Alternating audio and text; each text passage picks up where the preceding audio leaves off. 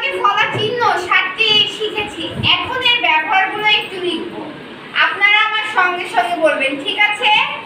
রেফ ফলা বর্ণের কোথায় বসে?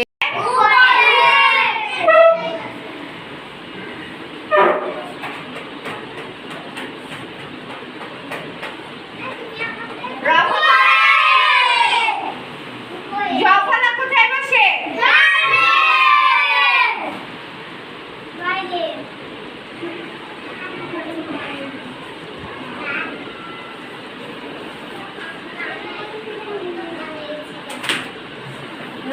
আমাদের রফলা কোথায় বসে?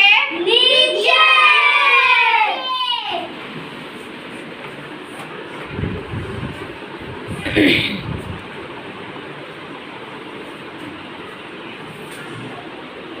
বফলা কোথায় বসে? নিচে।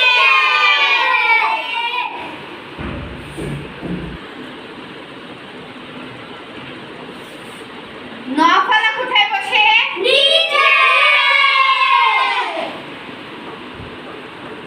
গফলা কোথায় বসে? নিচে।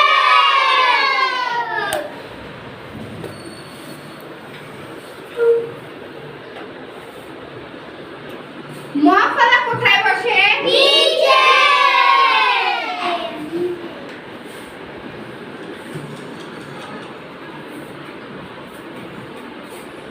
তাহলে এই যে আমরা ফলা চিহ্নের ব্যবহারগুলো শিখে গেলাম।